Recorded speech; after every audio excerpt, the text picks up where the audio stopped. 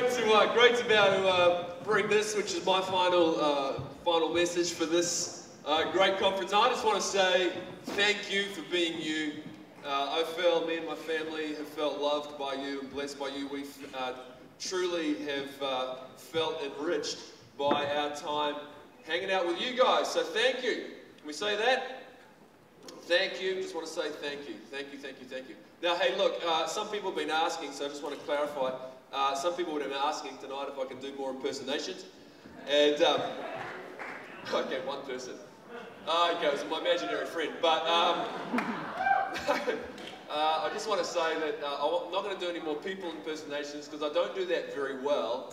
But if you behave yourself, the problem with me doing impersonations, like you found out last night, is that everybody always laughs, but the truth is they're laughing at me because I look like a dick. So I know what you're up to by asking, but I thought I might just do some impersonations anyway, but not people, just like noises and stuff, because girls, you just need to know this will help you, boys make noises. Now we know you do too, but you're never going to admit that, so we'll just be honest. We'll be the honest. Remember, we make noises, eh boys? Yeah. Girls can't make noises. Girls can't make noises, can they? Woo. Feel a bit of hate in here. Well, go on then, girls, prove it. Make a machine gun noise. I rest my case. Hey? Come on, guys, all together now. Machine guns.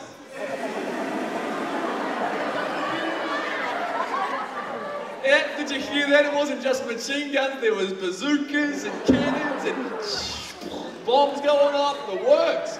Give the guys a hand, ladies. We know that you're all right too, ladies. We know what you do. You just get up and talk. Don't stop. Just talk all day. And totally incomprehensible to anybody else as well. Just speaking the truth in love. Anyway, see if we can work this one out.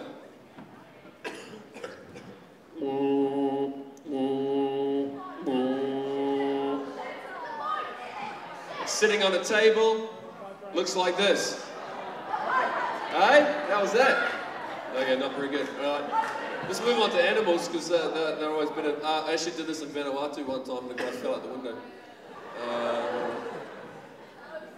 I like animals. I teach my kids animal noises. They're really good at them. Like you say, you know, Kobe, what does an elephant say? You go.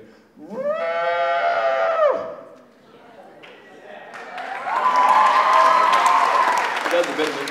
And they go, you know, all my kids learn noise. You know, what does a chicken sound like? And they're like, you got to do it properly, because ladies, let me hear a chicken.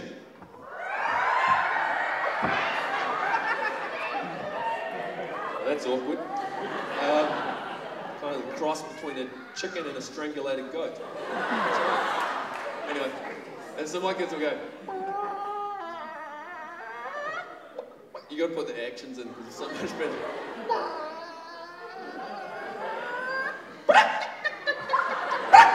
That's what it is, my chicken. That's all I can do on that. Anyway, I thought though. Jamie, what do you eat? What noises do you make? Anyway, moving right along. Anyway, hey, this is one of my favourite ones. I like doing race cars, and this is not just any typical race car. It's a Formula 1 race car, which happens to go at a higher RPM than normal race cars. That doesn't quite sound the same, but here you go. I'll try my best race car Formula 1 sound for you. There we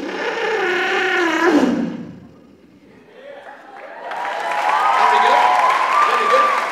Here comes past the mic's one.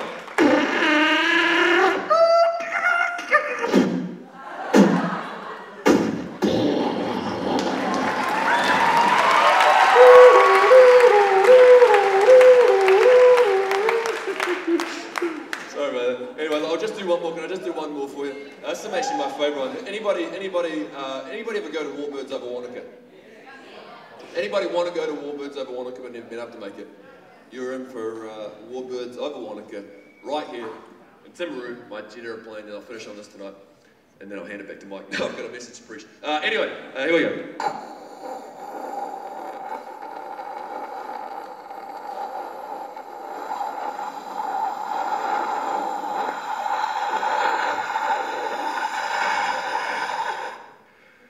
I'll take a breath. They don't, but I need to.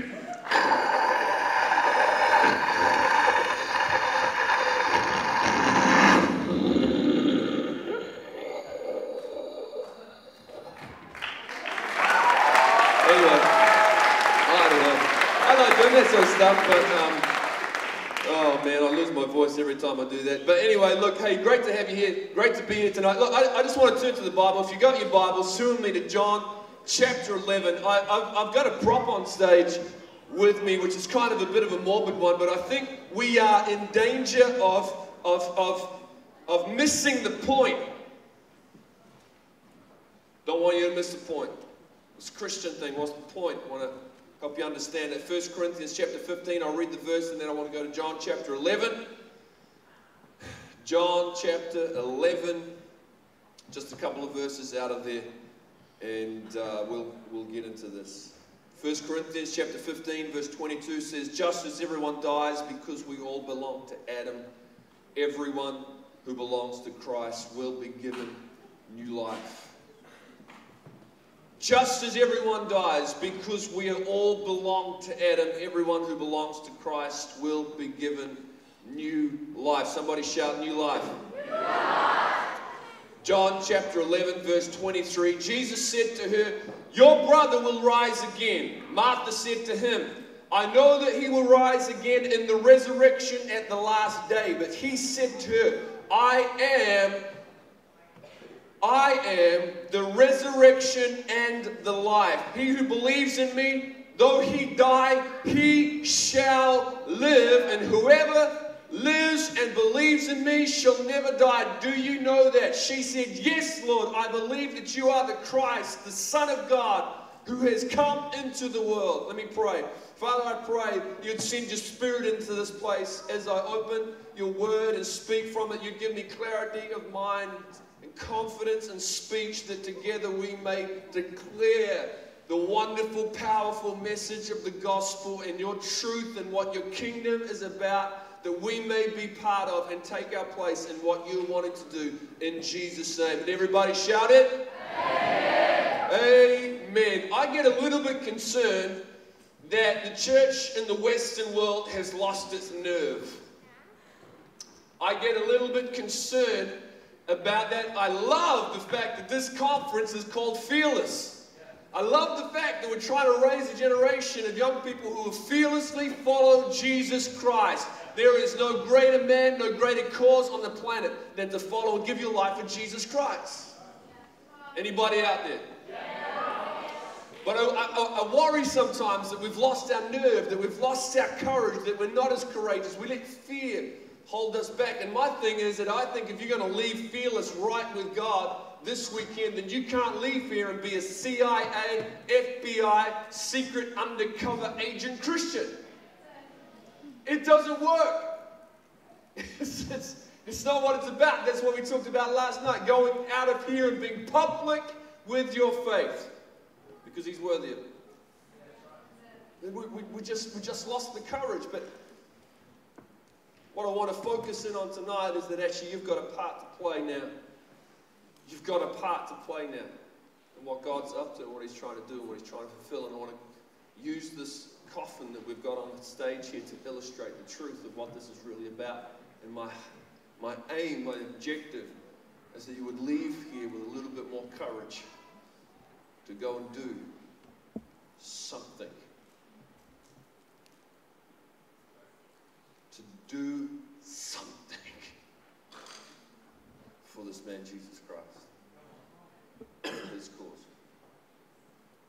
I came across this story a number of years ago, and I love it. It's a great story of courage. It's about a man called Larry Walters. He was 33 years old, and he decided he wanted to see his neighborhood from a new perspective.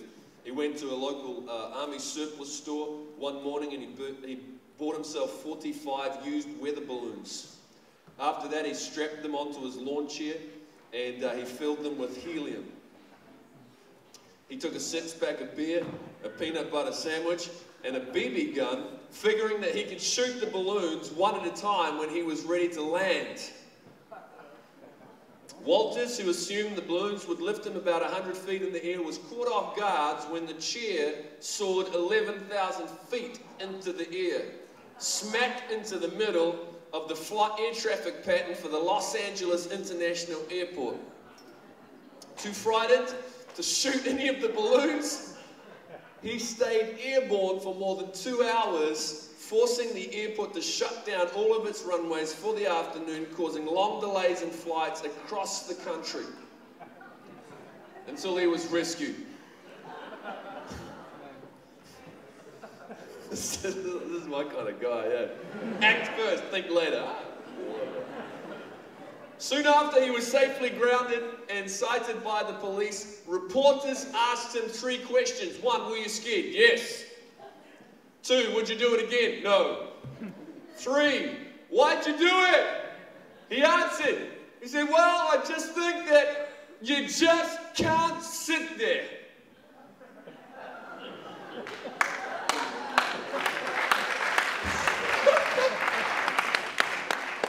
I decided I'm sick of waiting for a revival. I just want to be a revival. You just can't sit there, but how many of us, and see, my objective is kind of like to taunt you a little bit. Tonight, because in the schoolyard, back in school, you know, and your mates wanted to peer pressure you into something that kind of like, oh, you should do this. No, I don't want to do that. Oh, yeah, you should do it. No, I don't want to do that. And you're just waiting for that one line.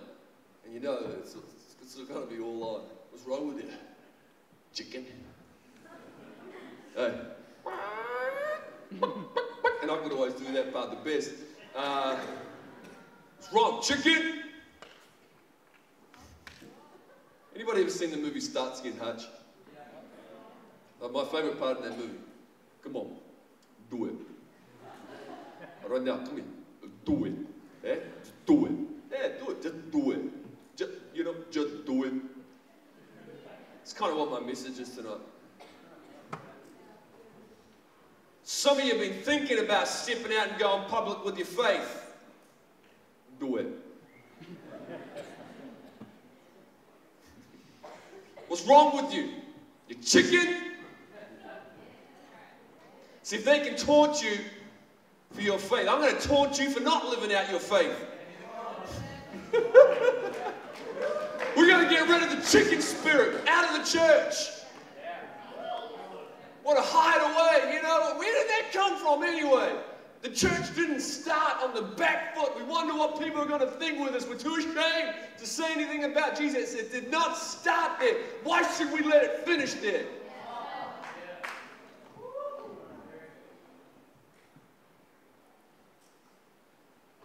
Messed up, man. It's messed up. I blame the nursery rhymes.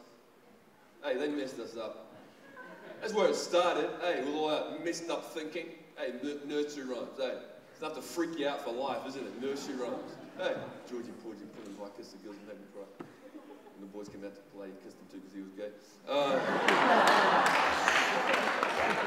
Should have clapped, but not that one. But you know the nursery rhymes, you know what I mean? Nursery rhymes, and they're telling you all these nursery rhymes, it's kind of just messes with your head, and we're still trying to straighten ourselves out. Rockabye baby, in the treetop.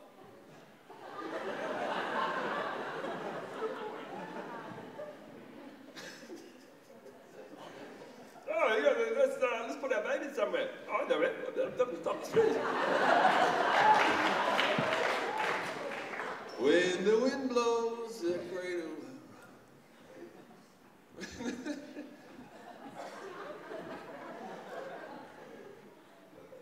Down will come. Baby. Someone needs to call Sips. No wonder we're worried. We're afraid our parents are going to toss up a tree.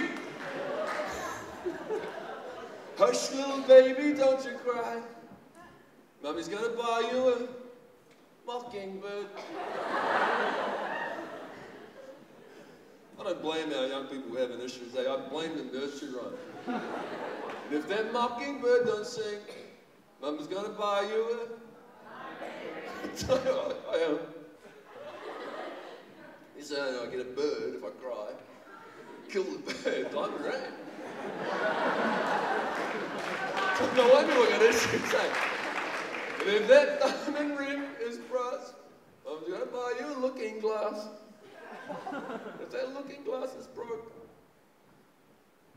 I'm going to buy you a billy goat. A billy goat! Awesome, man!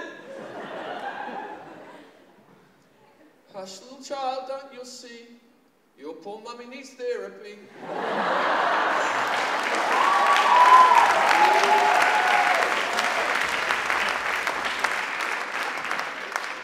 I do, I blame the nursery rhymes. It messed us up.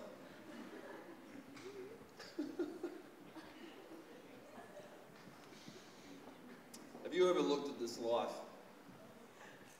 People around you thought something's wrong with this picture. Some of you here tonight, you're not Christians. Great you're here. I'm sure you've looked at this world sometimes and man, there's something wrong with this picture. Something wrong. Something wrong. Don't you think? Don't you think there's something wrong with our world today? See, a whole lot of us in this generation are living out of this place, kind of like, because we've got it built into us, this sense of, and we want to put things right. Anybody out there just love to see things put right? I know I'm talking to the right people, because you can't even go to McDonald's without having this sense of, you know, I call it an offended sense of justice that's in this generation. Because, you know, my parents, you go to McDonald's and you order, drive away, take through whatever, you know, stuff, chips, food. Came from Antarctica, so, you know. We had a drive-through milk station.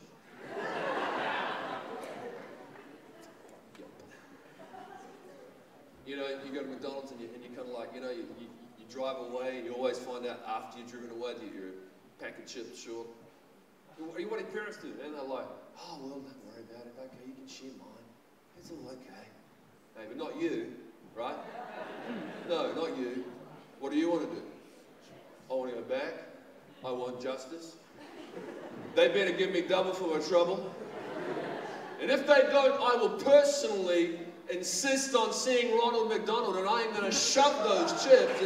Anyway, you know what I mean? No, probably not. Probably over the top. Probably something. Why? Because there's something in this generation that looks at the wrongs of the world and says, something needs to be done. There's this offended sense of justice in our generation. And when we look at the world around us, we need to begin to understand that something is wrong. And I want to define that from a biblical perspective tonight. And I want to look at this and hopefully share something with you that will stick with you for the rest of your life, so that we can keep zeroed in on and focus in on what this is really all about and what the problem is. The passage of scripture we came to before, Mary and Martha, the sisters of Lazarus, had come up because they went to Jesus and said, hey, by the way, he whom you love is sick. Talking about Lazarus, he's sick. And Jesus turns around and says, don't worry, guys, this will not end in death. This will not end in it. Hang out there a couple more days, then he's going to go and see Lazarus. By the time he got to Lazarus, Lazarus was dead. In the tomb, 4 days. The passage that we read is where Mary and Martha, and they come up and say, Jesus, if you had been here, this wouldn't have happened. And what does Jesus say? He said, man, you just need to listen. I am the resurrection and the life. I'm going to explain that in a minute. I am the resurrection and the life. He who believes in me does not die. Now, what was he saying? You're not going to die.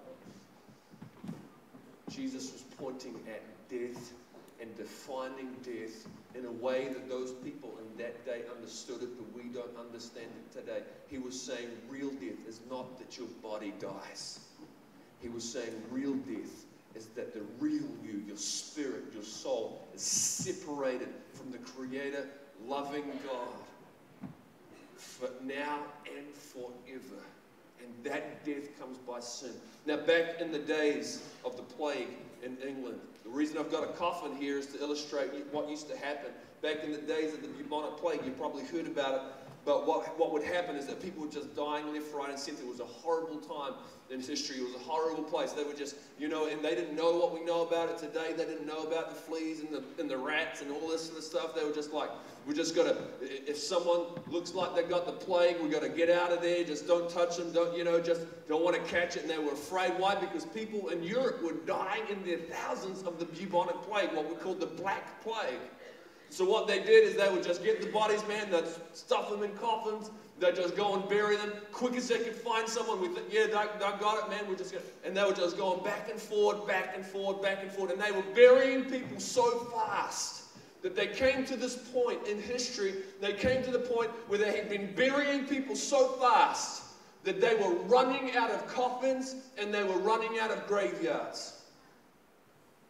Now, we don't know what to do because we just can't build coffins fast enough. We can't dig holes fast enough. What are we going to do? And so they think, man, well, let's just, the only way to do this, and this sounds terrible, I know, but they're like, the only way to deal with this is to go back to the graveyards and to the cemeteries and to dig up the old coffins, go to these big old buildings, tip out the remains in these big buildings and just stack bodies on top of each other. They were dying so quickly.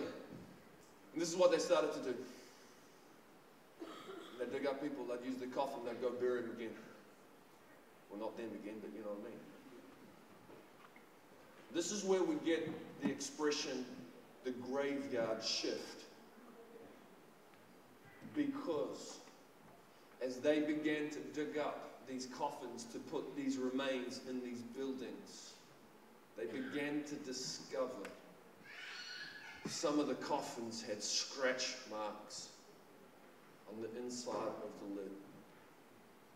They discovered this horrible discovery that in their haste to deal with death, they had inadvertently, at times, buried people who were not yet dead.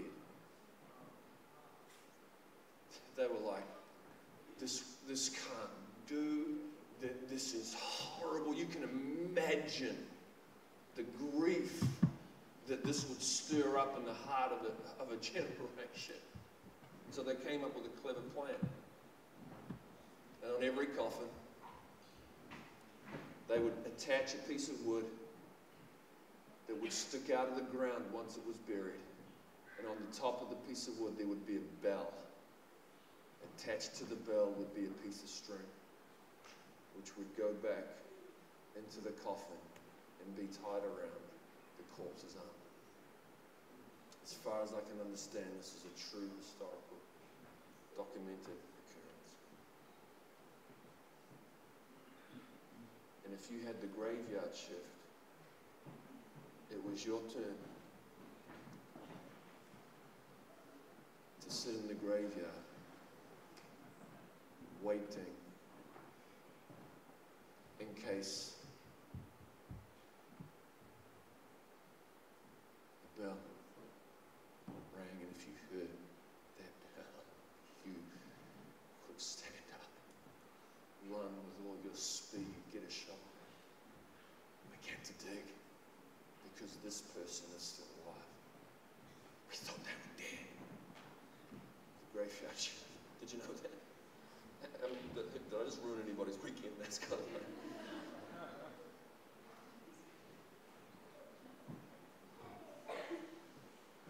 Something is wrong with this generation. The Bible defines that something as death. When we look around in our generation, we hear the sounds all the time of bells ringing, of people dying in their sin, dying in the sickness of separation from God. Dying, why? Because when we disconnect from God, when we disconnect from His love, we disconnect ourselves from the very purpose for which we were created. We disconnect ourselves from the very one who was supposed to give us our sense of identity and love and acceptance and value and significance. When we disconnected our generation from God, we put the whole generation in coffins just waiting to die, expecting nothing greater.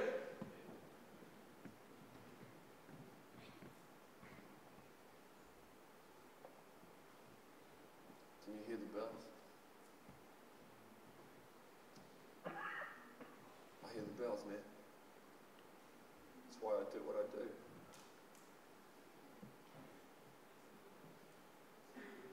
Because I'm reading newspaper, man.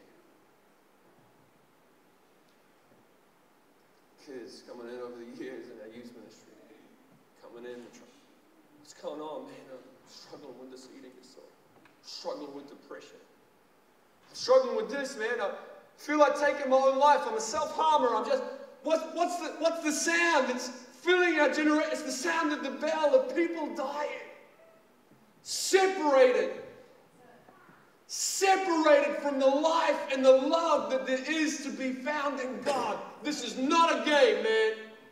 This is not a joke. This is not sensationalism. This is not just hyping it up for the sake of it. This is more real than we can ever imagine. There is a death which is worse than my body dying. It's a death in which I will spend eternity separated from the love and kindness of God.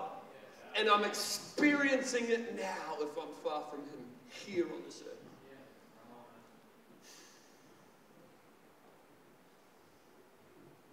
He whom you love is sick. You will never lock eyes with a person who Jesus doesn't love. Yeah, this generation is that we're sick, man. It doesn't take much to look around and say there's sickness, there's death, there's decay, there's despair. He whom Jesus loves is sick.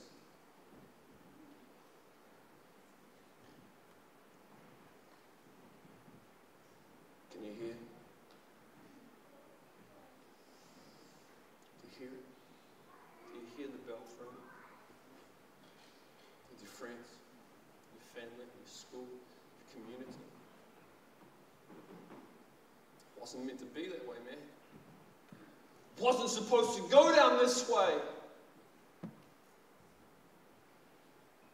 It wasn't supposed to be. You know, we were at our youth ministry in Nelson, saw some great things happen, and every now and again people would come up and say, oh, what's it like to have the biggest youth ministry in your city? And I'm like, what are you talking about? You know, your youth ministry is pretty big. No, it's not the biggest youth ministry in our city. As far as I can tell, the devil still has the biggest youth ministry in our city, and I am not content until that changes. So I'll tell you what my life's about. I'm on the graveyard shift, man. I'm ready. Let me at it. It's not supposed to go down that way.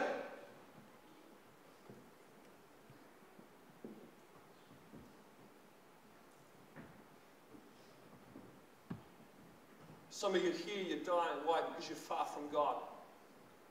I will not close this night without giving you an opportunity to change that. Because I care too much about you. And those who are clapping because they care too much about you.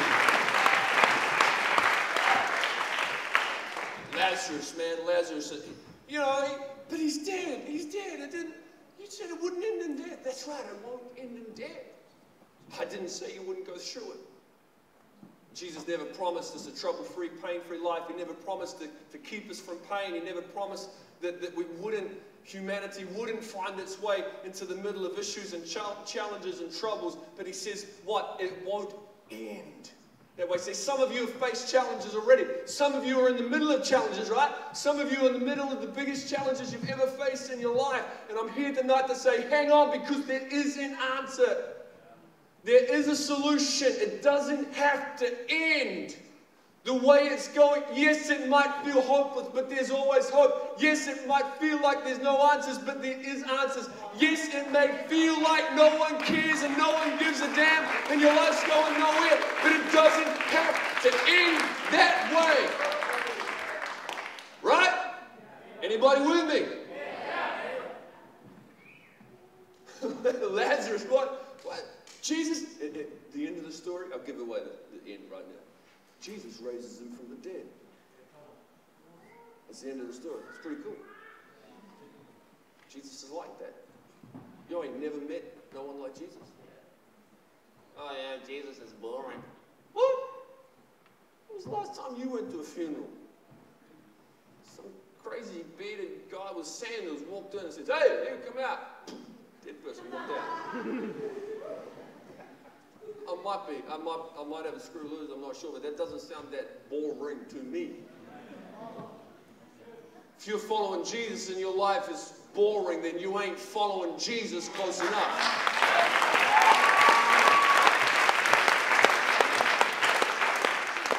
You know, why would he raise Lazarus? Because he cares. He wanted us to know. And the cool thing about Lazarus, he gets up, he gets healed, he's alive, he's back to life again. They throw a party, and then John chapter 12, verse 11 rolls around, and the chief priests plot to kill Lazarus.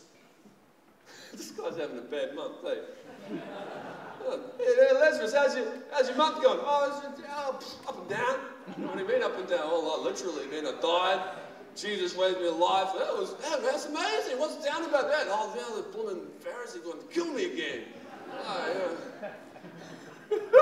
Why do they want to kill him? The Bible says really clearly they wanted to then kill Lazarus after he had been raised from the dead. Why? Because on the account of Lazarus, many people were beginning to follow Jesus.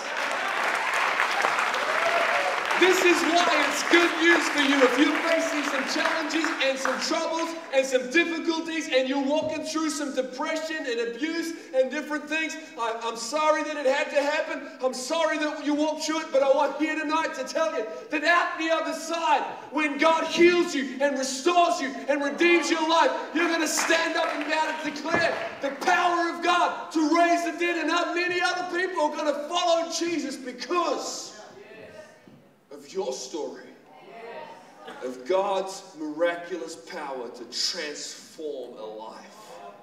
See, now you begin to understand that it wasn't trouble at all. David, why me, man? Why did I have to be the one that one day I'm looking after sheep and the bear comes along? Why do I have to be the one? I'm just out there looking after sheep. Why is it that a lion has to attack when it's my day to look after Dad's sheep? Yeah. David, now you're beginning to understand, now you're facing down Goliath, that what you thought was trouble was actually your training. And if you can come through this, then you can get through that. And now you have a confidence in God, young people, who walk through trouble, walk through change, walk through challenge, walk through destruction. When God heals you, you will have more confidence in God's abilities to sustain you and train you and prepare you to go out there and point other people to Jesus. I think, you know, I might need to take some anger management court papers, I'm not sure, but I kind of like, I just decided after spending my whole teenage years riddled with depression, and knowing what it was at the end of that period, to have Jesus step into my world and take me by the hand and take me on a long journey of recovery from depression, I just get ticked off. I get absolutely ticked off that we still have to have so much depression. And I've just decided, I just don't want my fries. I want your fries. I want payback for my trouble. Devil, you have cost me greatly, and I am going to make you pay. I am not satisfied to walk out of the prison of depression myself with the help of God, but I am going to go on a war cry, a battle cry, a mission to bring every single person that I possibly can out of the cage of depression and into hope. We are not satisfied that my wife had to walk through years of sexual abuse from a family member, and just for her to take Jesus to take her on a journey and find recovery. We are not satisfied. We are thankful that Jesus has restored her life, but now we want more. we want to take on. We want to make the enemy wish he'd never brought that horrible thing into our nation, because what the devil meant for bad, God is going to turn around for good.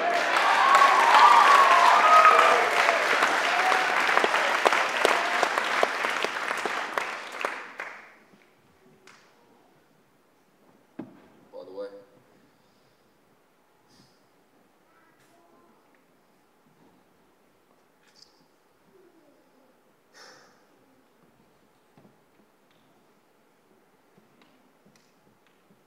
Jesus came that we may have life.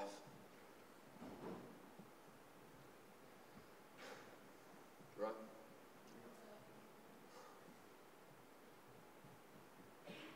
Jesus stepped into Lazarus' death, flipped the script, turned it around. I read those words because he said, hey guys, did you know I am the resurrection and the life? I am the resurrection and the life. What was he saying? We don't understand. We don't understand words, you know. That word resurrection, two best English translations of the word resurrection. But Jesus said, hey, what are you worried about? I am the resurrection. What was he saying? Put it in English, best I can. Resurrection means stand up and recovery. Stand up and recovery. What are you talking about? Why are you making a big deal of that? Because Jesus is standing with us as a generation, in our death, in our decay, in our pain, and He's saying, hey, what, you know, look to me, look to me, look to me. Why would we look to Jesus? Aren't you a figment of someone's imagination? Why would we look to you, Jesus? He says, look to me, because I am your stand-up, and I am your recovery.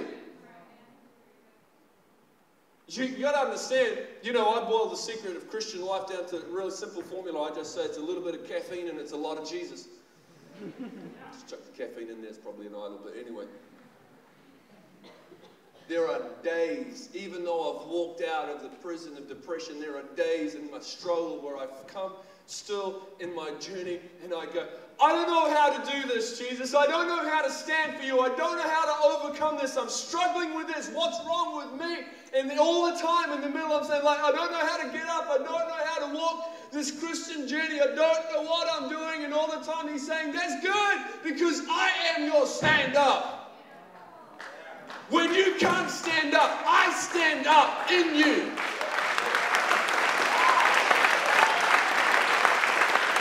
How are you going to have strength to face and overcome the things you're facing? How? It's really simple. When you're knocked down, He is your stand-up. How will you stand up and keep going? He will stand up on the inside of you, because He is the stand-up and recovery. Recovery, recovery, recovery, recovery, recover. He can recover, He can recover. He's going to recover what was stolen. Recover your sense of innocence that was stolen. Recover your health that was stolen. Recover. I am your stand-up and I am your recovery. My sanity is gone. My mind's a mess. He is, I'm going to recover. I can recover. Walk with me, I can recover. Your state of mind. I am your stand-up and your recovery. You have never met anyone like Jesus. I am the resurrection and the life. The life literally means the life that truly satisfies. I am your stand-up, your recovery. Bring it all back together. And the life truly satisfies. Jesus is all of that. He goes to the tomb. He says, remove the tombstone. He says, call him forth. He called him forth. Lazarus, come forth. You know, I've heard many preachers, and it's cool, man. Like, some preachers say this, and I love it. I can't do it, but yeah, they do it. I'm like, why did He say Lazarus? He said Lazarus because He hadn't said Lazarus when He said come forth. There's so much power in His word that everybody in the grave would have popped out. Like that's good. Jesus with his words speak. Why? Because he is the stand-up and recovery and the life that truly satisfied. Jesus demonstrated in that moment that he had power over death. Then he went to the cross and rose again himself on the third day to prove and to show once and for all that the death, the separation, the destruction that entered the world through sin and the curse that came and the despair that followed, all could be overcome.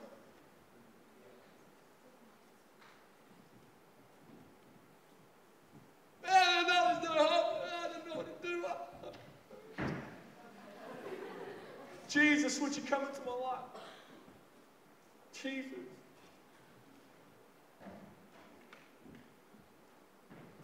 What's happening, man? I am.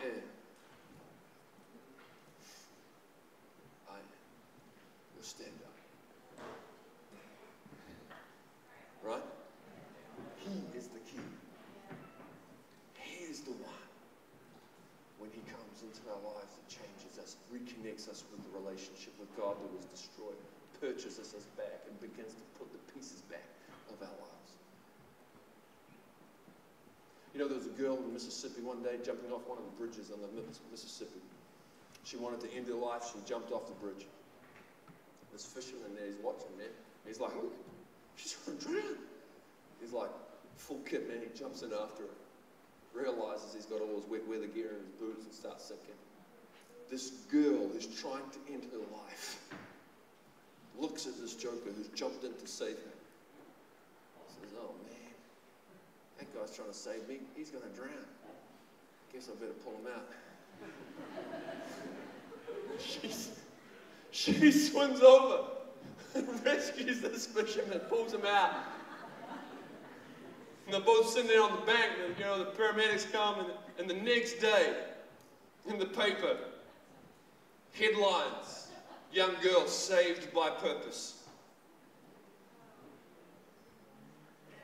In an instant, in a moment, she discovered something to live for, and it didn't just save his life, but it saved her life too.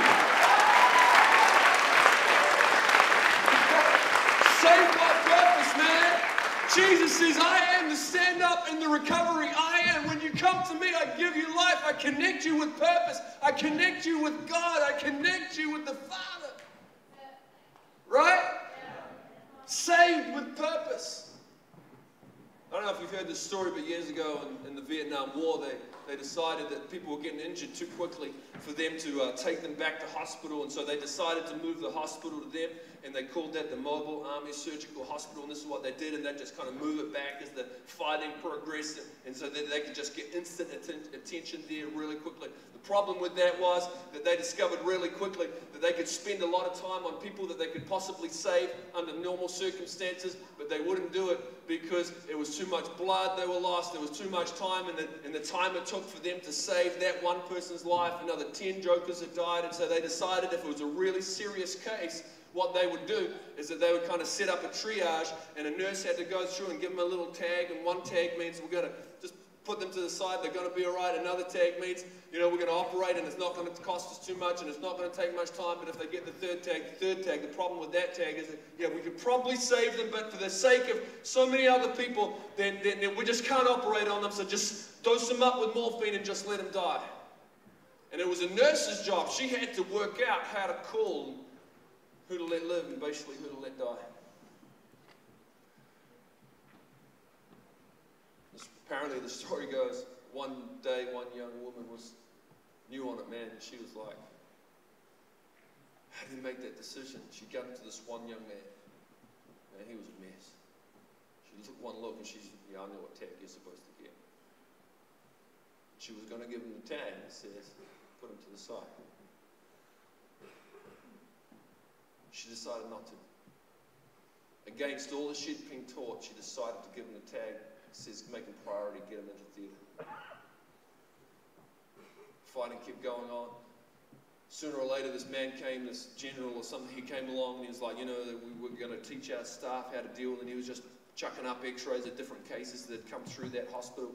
and how they dealt with it, what they could have done better, just upskilling the team. And then he come to this one case, he put up this x-ray, the woman, like, she gasped, she knew exactly where this was going. He was like, this man's sustained this injury, this injury, this injury, this injury, this injury, you know, this, and you know what should have happened? Tell me what should have happened. He should have put, yeah, he should have, but he didn't. And then we traced it back, and this very hospital, someone gave him the tag, which meant he went in, and it took this many hours of recovery, this many hours, and stitches, and transfer blood, and blah, blah, blah, and all this sort of stuff, and all this, and then all this happening, and he's explaining all this, and you know, I guess the good news is that this young man lived, but the problem was, this is how many people died in that day, and what I want to know is who let this young man live when our policies and regulations said that he should have died.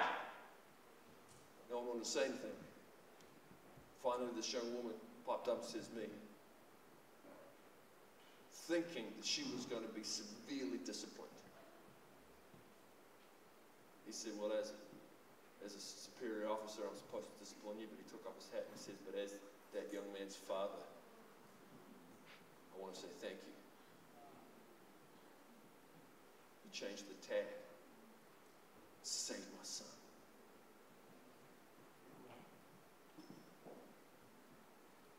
This is what we live for every day of our lives in a culture, in a generation of death. Jesus Christ came to change the tag over your life and mine that once said death. And he flipped it, man, and he said, now it says live. And I am your stand-up and recovery and the life that truly satisfies.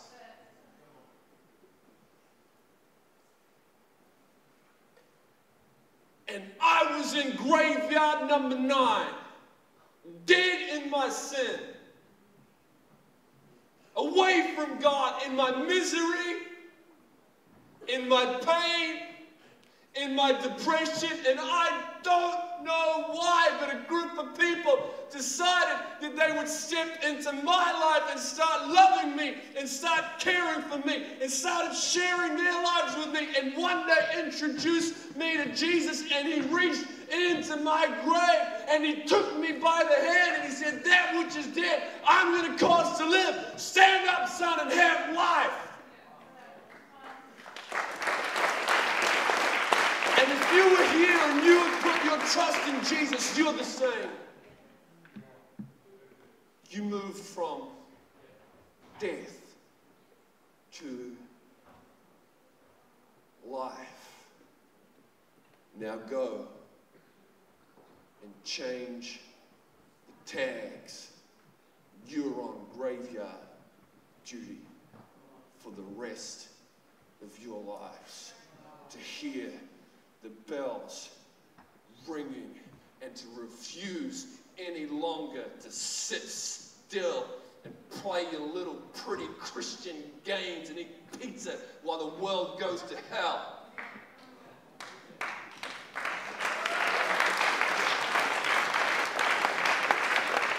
It's time to get busy. It's time to roll up our sleeves and go to work. Being agents of life in a culture of death. Can I get the music team to join me on stage? Are you following me tonight? This is what we live to change. How do I do it, man? I'll tell you, you do it by being the good guy. Your works. You do it with wonders. Pray for the sick. Be a testimony of change. You do it with words, telling people that love. You use what you've got. Some of you, the problem with some of us, like I talked about how we misinterpret Jeremiah 29. I know the plans I have for you. We think that means that God one day is going to tell you and give you a game plan map and this step and then next step and this and that and the other and the other. And we lose the ability to partner with God because we're waiting for Moses' burning bush. And Jesus is just going to tell me all the things that I have to do with my life. Yeah, there's 3 million Jews, but don't worry, God did a burning bush with one of them, so we think he should do that with all of us. Hello. Stop waiting for the burning bush. Become a burning bush. I don't know if you're ready for this. I think we're probably too tied into one. I'm just waiting for God to tell me what to do. No, why don't you switch the brain on and think, what could I do, God? Did you know you could do that? Did you know you're supposed to do that? You're supposed to think, okay, well, God, what can we do at school? Why don't we try this? What's God going to do? Oh, no, don't do that. Don't love that person. Don't give them money for lunch. That would be terrible. Hello. You are His ambassadors. He has already sent you. Now go and do what Jesus did. Go and call a generation forth. Go and reach into their lives. Go and speak the gospel. Go and pray. Maybe you need to pray. Start there. I don't know, but do something. Do something. Do something. Do something. Do it. Come on. You know what I mean? You don't want to go out of here and you got to, I'm not going to wait. If God wants to speak to me through a burning bush, then great. But until that point in time, I will do something to make my life look like what Jesus would look like. Somebody needs to start praying. Somebody needs to start speaking up. Somebody needs to start doing the works of Jesus. Somebody needs to start showing the wonders of Jesus. Somebody needs to start speaking the words of Jesus. It's all important. And you need to find out what you can do, man. You owe it to yourself to work out what you can do, to brainstorm, to sit down with your friends and start dreaming and thinking, what could we do? We're on the graveyard shift, man. We're on the graveyard shift. We're not going to sit here and be satisfied while people die and go to hell for eternity. Do we still believe the gospel? Come on, you're going quiet on me. Do we still believe? See, Paul said, I am not ashamed of the gospel, for it is the power of God unto salvation. Do we still believe that Jesus can save? Do we still believe that Jesus can transform? Do we still believe that He is the stand-up and the recovery for this generation? Well, why aren't we doing something about it? Still waiting for the right prophecy? What's wrong, chicken?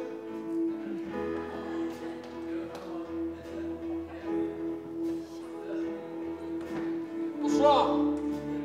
People getting bullied all day long in your school. Why do you stand in the gap, intercede, be the one who will stand? Stop picking on them. They're like them now. You mess with them, you mess with me. It's real simple, man. Just look at the life of Jesus. See how He treated people. Go do the same. Care for the sick. Care for the outcast. Care for the broken. Love on them. Pray for them. Believe in them. Speak words of life. Right? What happens when we do that, Steve? What happens if we really get going and serve at our youth ministries and churches and get united around a vision and start sharing, go in public with our faith and pray? Well, you know, some people will mock you. As a fact, can't avoid that. But there's going to be ones who will hear the message, man. They'll receive it. God will do a miracle in their lives, and you'll get to stand back and say, Jesus, you're amazing. You have taken that person from death to life. Someone, I'm telling you, someone needs to start a prayer meeting. Someone needs to start a ministry in their school where it's not just about how do we get together and disciple each other, but how do we go and bring life to the dead? How do we call them forth with our actions, with our words, with our deeds, with our lifestyle, with everything that says Jesus, Jesus, Jesus? Paul understood this, man. Paul, he wasn't afraid. Let's get to Paul and said, man, you know, we don't like you preaching the gospel, Paul, so we're going to kill you. He says, that's cool, to die is gain. Well, he likes the idea of being killed. So this is a good thing, huh? Maybe just let him live. That's good to live as Christ. Can't kill a guy, can't let him live. Why don't we make him suffer? Yeah, that's personal. He says, that's cool. I consider that the sufferings of this time are not worth being compared with the glory that shall be revealed on me. This is what Paul was saying in the New Steve translation. He says, if you kill me, I will go and be with Jesus. If you let me live, I'll live like Jesus. And if you make me suffer, I'm going to get more reward from Jesus. So just bring it all on. because to me, whatever you do, it's all about Jesus.